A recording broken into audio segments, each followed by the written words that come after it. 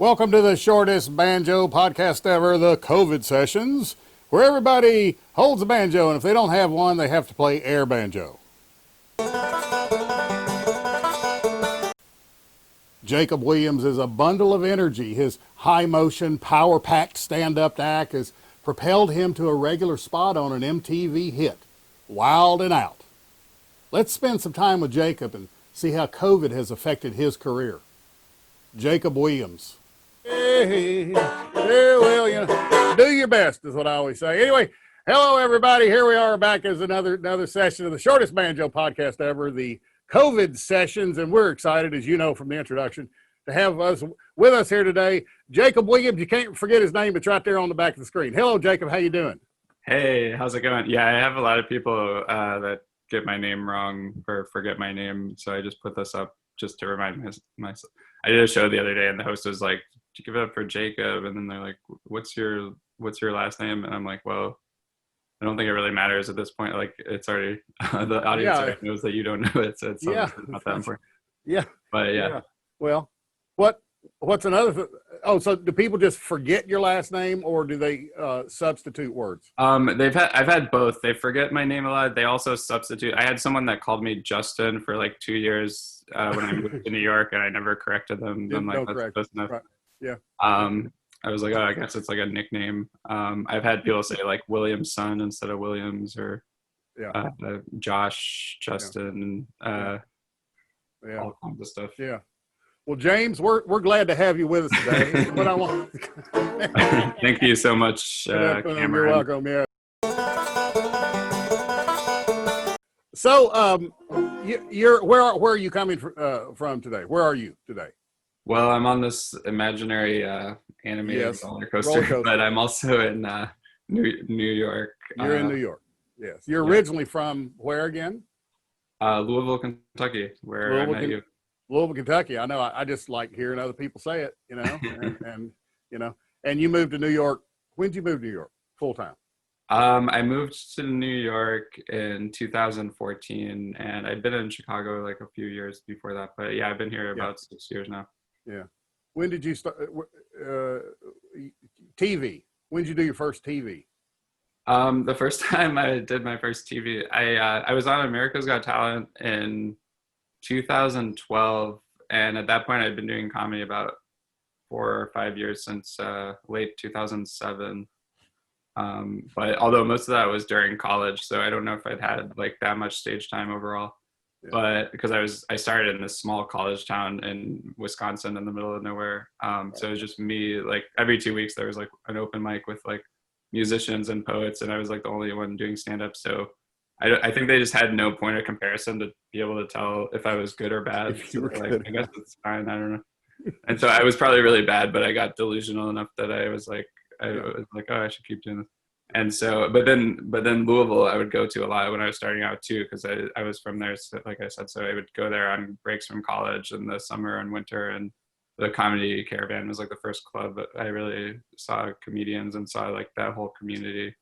And I remember like going there the first time. It was like, I think it was just an open mic or something, but the comics were kind of like making fun of each other a lot from on stage and like joking around off stage too. And I was like, oh, this seems really fun. I definitely want to give this a shot, Yes, the Caravan here we've talked about a lot, has sparked a lot of people's interest, in getting into comedy, and you're one as well. So you did America's Got Talent?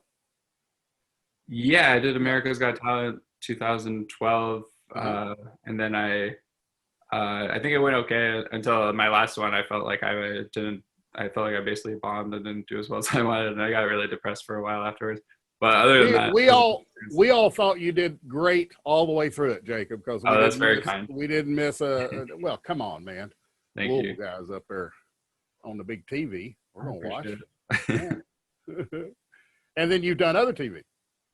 Yeah, after that, I got really lucky and got a chance to audition for MTV's Wild and Out, and it went. I guess it went okay enough that I got on the show. So I got to do about 9 seasons of that. I was going to tape another one in March, and that got canceled because of the pandemic, which might tie in with what we're talking about. Yeah. But yeah, that was a fun experience, and we would tape like a whole season in like maybe like 2 or 3 weeks, and so it was kind of like a nice fun thing to do that was comedy but a little different than stand up, but then allowed me to really focus on stand up the rest of the year. Yeah, and so, right. You got a paycheck. You can get out there yeah, and yeah. not worry about the stuff. I got to tell you, Jacob, you being on Wild and Out gave me the most tremendous amount of cred with this group of young workers that I used to have in this office that I worked at. Yeah. And we were having some business lunch, and I heard them talking about a Wild and Out episode down at the other end of the table. Of course, I'm at the end of the table with all the executives with their haircut and the old guys, the old people were up there, the old white men. And so I said, really Wild it out? And I went down there and told them, Lord mercy, you'd think I was a guy. It did, wasn't as much about you as it was me, that I knew someone, and I said, yeah, Jacob, the white guy, Jacob, really? So they're just like, so anyway, thank you very much for, uplifting my life. I'm happy to help. I'm glad to hear it. That's very nice. So when are you going to shoot again? Or is there a plan, or do you know? I don't know. Yeah, like I said, I was supposed to go back and do a few, I think in March, and then that got postponed because of the virus. And then recently I heard like they were saying, oh, maybe it's canceled now, maybe it's not, just because of some things that happened on a podcast with someone involved. But I don't know. So I don't know what's going to happen. I'm just, I'm grateful I got to do it. I met a lot of awesome people on that show, on and off camera. There was a great team. So yeah, I hope all those people are able to do it again or to find similar places to work. But we'll see what happens. It's one of those most raucous, joyful TV screen when that show is going on. I mean, it's just nonstop, people having fun. I mean, what's wrong with great. It's so fun. Yeah. And you're just seeing it and, living right along with it. It's wonderful.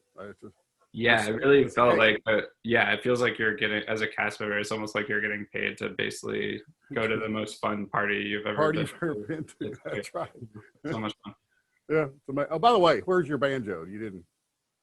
Oh, I have a guitar, but not a banjo, unfortunately. Oh, guitar. You think that has anything to do with banjo? No. Oh, I'm sorry. I just sing in guitar. Instruments. The guitar is just in the background in a band when they're playing with a banjo because the banjo. Right? So here you have to play air guitar. This was in the contract. Hold your hand up. Are you right or left-handed? Air banjo, right? Yeah, air banjo. Are you right or left-handed? I am right-handed. Okay, hold your left hand up like that, like you're holding a banjo. Okay, that's good. Now take your right hand, but you have to get the elbow up a little bit. Go down over top like that. Okay, now just start plinking it with your hand.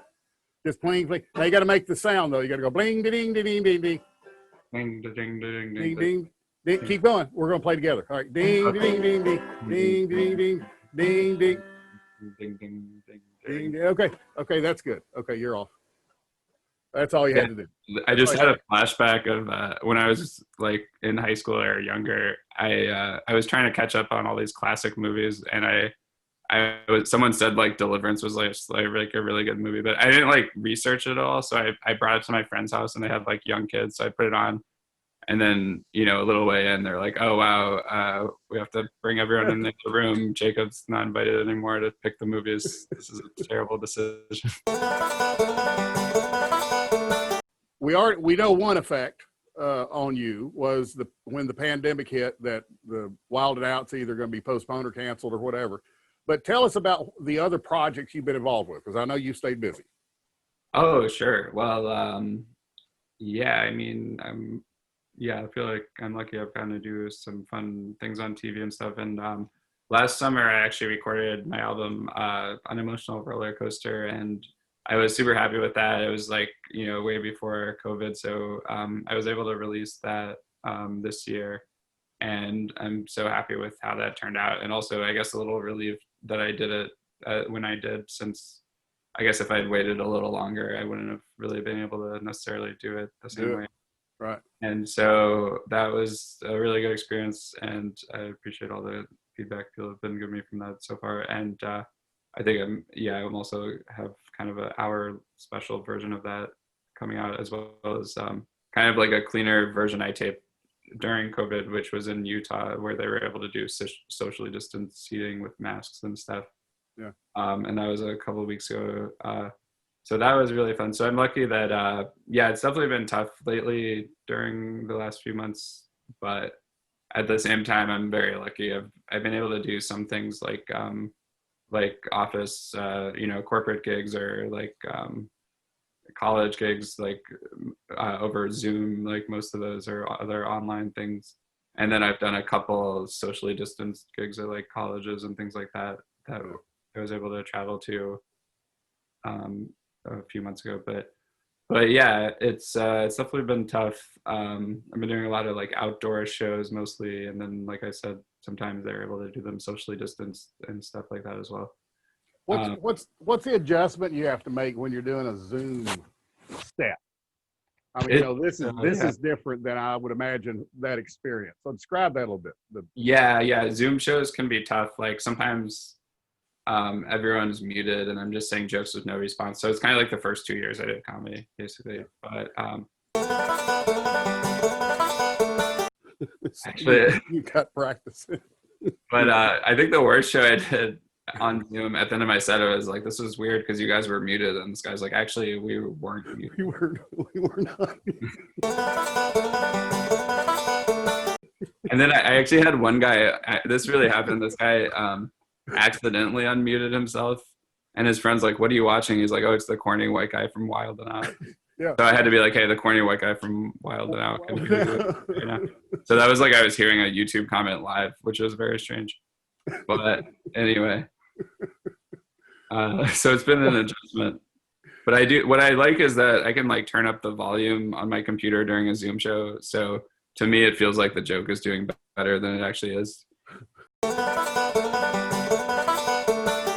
So you're doing Zoom shows, and you're, of course, right now, I guess even socially distant shows are shut down. You know, it's been on and off, and Technically, yes. Although I feel like people in New York are there's definitely some leeway. I've done some that might not be strictly legal, but they do take all the precautions of distancing and masks. So and 25% capacity and everything.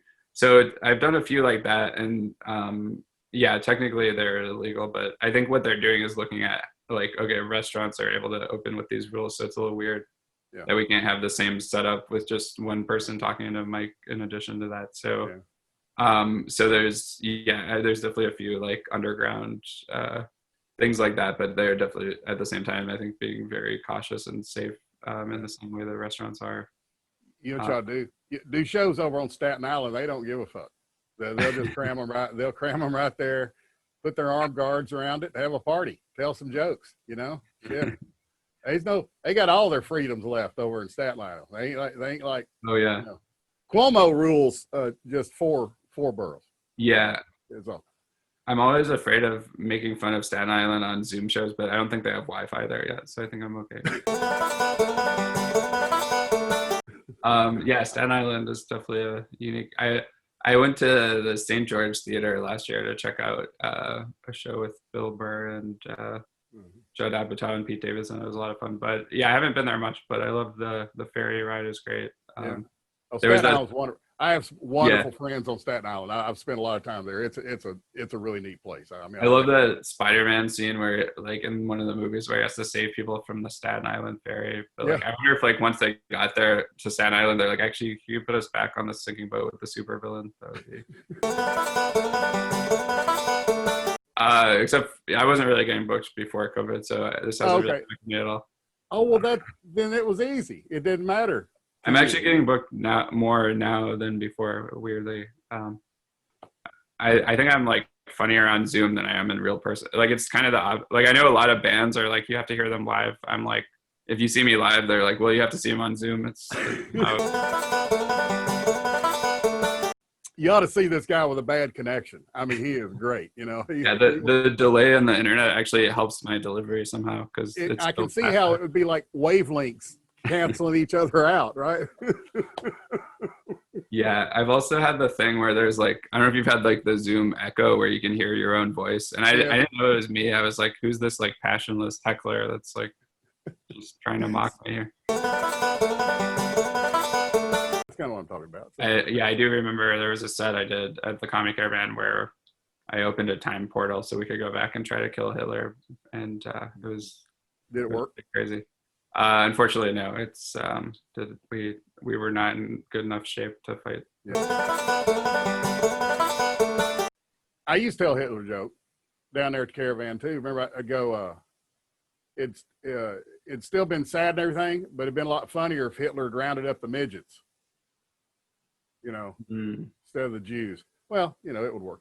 But see, that doesn't work in New York very often. All right, I'm like I'm a terrible audience for comedy. Well, that's okay. I wouldn't expect. Yeah, I understand. I wasn't expecting a big reaction. A lot of people will like comics will run a joke past me, and I just they get really upset because I never react to anything. Some of the best jokes ever written in history never got told but once, and they were to you, and you were so discouraging to the comedian. It would have totally probably like crushed in a comedy club, but they ran it past me, and they're like, "Oh, I guess I gotta throw out my Jim Gaffigan was like, I gotta throw out my Hot Pocket joke." Okay. I did do a show once where he was on it, and he gave me a great joke tag and was nice enough to watch the end of my set before he went. He's a very nice guy, very funny guy. Obviously, everyone knows that is very funny, but yeah, he's awesome. Who's your favorite comedians? I would say Kirk Miller is my number one for sure. Thank you very much, ladies and gentlemen. Thank you. Now, of the working, credible comedians. Wow, that's really tough. Can you remember someone that excited you when you were very young? Absolutely. When I was starting out, Dimitri Martin was the first person I saw on Conan who was like kind of lower energy like me. And up until that, I was always like a pretty shy and quiet kid. I was briefly kind of a class clown in first grade, but after that, I got like kind of introspective and kind of that kind of thing. So I was like, oh wow, it's kind of cool to see someone doing like kind of more like laid back delivery. And then I got really into Mike Birbiglia early on too, because I thought his storytelling shows kind of like what you see with like Sleepwalk with Me or My Girlfriend's Boyfriend. The Sleepwalk with Me album I thought was just so amazing, the way he could like tell this really emotional true story but still have punchlines that made it like as funny as any stand-up album the whole time. It was really cool. Yeah. So those two were definitely big for me starting out for sure. It's got to be George Carlin has got to be my. They're going to be these old people. George Carlin's always. Who's that? I just read. Did you say who's that? Yeah, I was joking. That's a pretty good joke. That is a pretty good joke. Yeah. Even though you better watch out. And I watch Saturday Night Live now, and in the years when they have super strong casts like they do this year, and I think, my God, there's more talent on that stage right now than we had in the '60s working the country, wow. Or the '70s or even the '80s. Yeah, well, in the '70s it started, getting better. Yeah. But it's just like a smorgasbord of, amazing comedians now that. Yeah. No, there's so many good comedians. It's so funny that you said, George Carlin and Pryor, obviously two of the greatest comics of all time. When I did America's Got Talent, there was this other guy I knew in Chicago, like kind of an up and coming comic, and he told me this was like such a weird story, but he said he went on a date with a girl around that time, and he was like, they were talking about their favorite comics, and he's like, yeah, I like the old school guys, kind of like George Carlin and Pryor. And she really didn't know who they were. She's like, I don't know who that is. And then he's like, well, what kind of comedians do you like? And she's like, I guess like Jacob Williams, because I think she just like had only been exposed to comedy from like just watching an episode of America's Got Talent that week or something. Yeah. So I mean, it was like for me, it was like very flattering, but it was also like I'm like, that's a terrible sign for comedy. But obviously, but I think comedy is now better than it's ever been in terms of there are so many great comedians. I think most people are very comedy aware outside of that one person. No, I think kids should learn that, because I feel like there's so many things that I like didn't know, like basic comedy things that would have helped me out a lot. Like like I always took things literally, like if someone was making fun of me, and I didn't realize till much later, like, oh, you can just like kind of heighten the joke and go with it, and then it kind of like just it takes away the effect of it. How did you connect with the Wild and Out show? Did they call you, or did you have a manager working you, or what was going on? Yeah, I didn't have a manager or agent or anything. I was literally just after America's Got Talent. I really didn't have much going on. I was like, oh, I guess I just have to, you know. I was like really thinking about quitting comedy. I was like, felt like really like I didn't know what I was doing. And then when I kind of slowly started getting back into it, and I think one day I just got an email that they wanted to fly me to New York from Chicago to do the audition, and I did it, and then got flown back for a callback. And yeah, I think it was from I'd met Nick Cannon a few years before that. I won this contest to open up for him, and just met him briefly, and then I guess he was hosting America's Got Talent, so he saw me there. So I think he was like kind of someone who put in a word and thought I was funny. And a lot of the producers told me afterwards, like once I was on the show for a while, they're like, yeah, we didn't think this would make any sense for you to be on the show. And some people still don't think it makes sense. I got really lucky, but I mean, I had been doing a lot of stand up and a lot of improv as well in Chicago, which I think helped with that show. And but yeah, it was definitely interesting because I had a kind of a different style, and it is kind of different than like other people on the show. I mean, and it's also like you know, my stand up is like a different tone than Wild and Out, which is confusing. Like I did a show recently, this guy, I think he only knew me from Wild and Out, but he was bringing me up at a stand up show, and he's like, all right, this guy's from Wild and Out, he's going to do some wild ass comedy.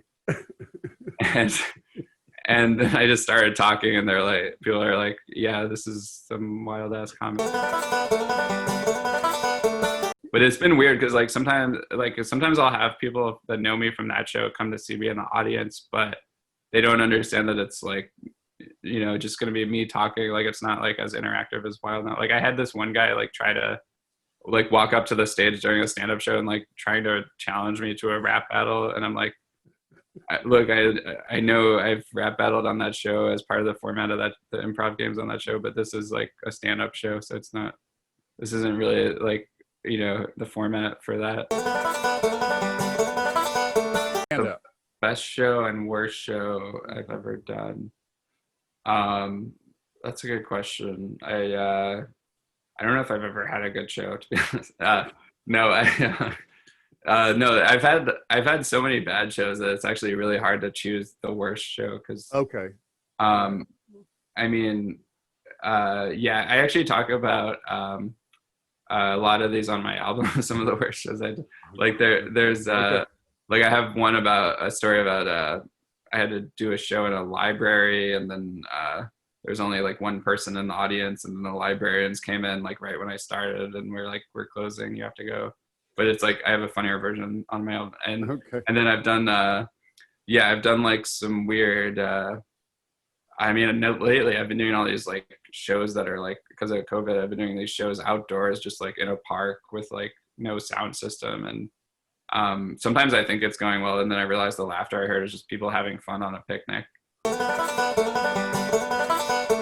And I did a show for like circus clowns in like North Dakota. I almost said North Dakota, which is not a real place, but yeah, I did a show. There was like a fundraiser for the circus, and everyone was dressed up like clowns in the audience, which I talk about this on the album. But yeah, it was weird.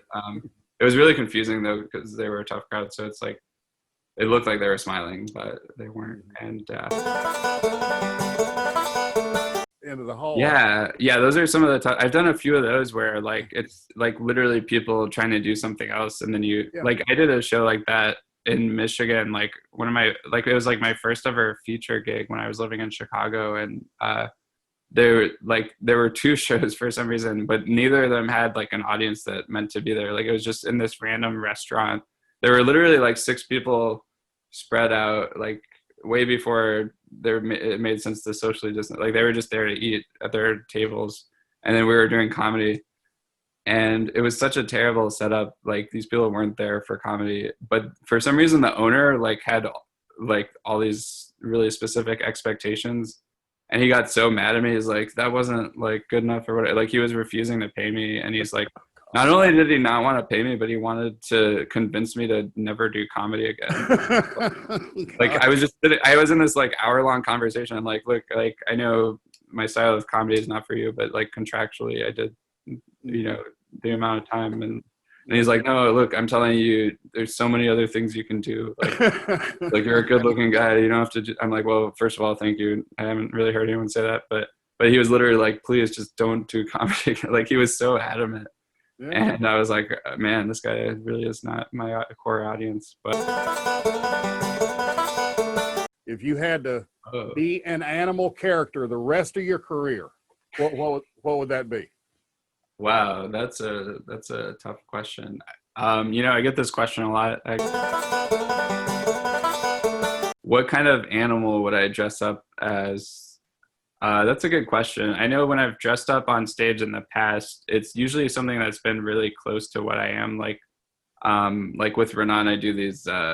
We've done these like fictional roasts, and so like the Stephen King one, I played like a child, one of the Children of the Corn. Yes. Yeah. And then for Star Wars, I played a robot. I played C-3PO. Yeah. And then I played like Stephen Hawking one time when we roasted like people that had died that year. So basically, for all three of those, like, I never had to change my voice at all. But but those aren't animals, though. No, I know that was just I was just thinking of like what's in my wheelhouse. Yes. I know those. None of those are animals, other than I guess people consider humans to be animals, but no, that's a really good question. I'm just trying to like. What animal? What is your favorite animal? I mean, what animal are you most attracted to as a human? Not sexually, but you know, I just mean, just, you know, you like them. Okay, well, that's once you said not sexually, I'm not sure that really ruined because no, I yeah, that really knocks out a lot of my favorite animals. No, yeah, I know.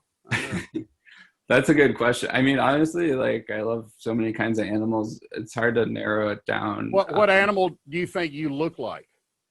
What animal do I look like? What animal is your personality?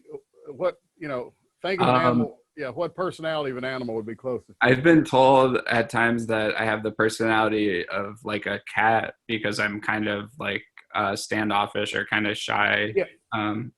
So a cat maybe. For a while, my favorite animal was a squid. I think it's cool, like what they can do. I love that movie, that documentary that came out recently, My Octopus Teacher. It's pretty cool, like what octopuses can do. But well, how would you make an octopus funny? What would the octopus do? I mean, I haven't even figured out how to make myself as a human funny. So but no, that's a good question. Yeah, I mean, as a New Yorker, there's a lot of rat. People said, you know, like there's a lot of rat. I don't think I'd want to play a rat, but yeah, I guess I like sharks. You could be a contemplative rat. Yeah, that's true. You know? I mean, I am kind of a rat. As New Yorkers, we are kind of like rats. We're just kind of like, you know, hustling, like kind of foraging for gigs or whatever. But yeah, I also would say like lions, I think are great. I identify with the lion. Like sometimes I'm eating some food and there's like a fly and I have to bat it away and I'm like, wow, this is just like Mufasa fighting the hyenas. There's going to be tens of people that see this that are going to be wondering what is the animal that people when I asked that question at home, they were shouting animals at the screen because they already had an idea about what you were. They're probably going, he's, you know, this or that, you know, they're hollering. Yeah. Well, you know what I think we could do to get those views from 10s to 20s, maybe I think with the algorithm, here's what we could do. Out of all those animals I mentioned, write in the comments, which is your favorite animal and why, and then that'll get the comments going. That'll get this pushed up in the algorithm and we'll get like 20s of views instead of 10s of views, which is either way, it's more than I have on my channel. I have like 2 views on each video, but if I got 20 views, I'd, you know, find me another wife. That's a good question. It is tougher now that the comedy clubs are closed, but luckily I did save up enough money before the pandemic to last for another like 2 or 3 hours. And then I've also I have like things like I have an online store at T Public with merch. So like if someone wants a mug with my face on it, the same as the background, or like a magnet, Cool. or like a T-shirt, then they can. Cool. Wow, that looks weird because it's blending in. It's going through back. No, I don't know. It's been tough. I have been like trying to find new ways to make money now. Like I'm starting to think I should do like a webcam show where people pay me to keep my clothes on.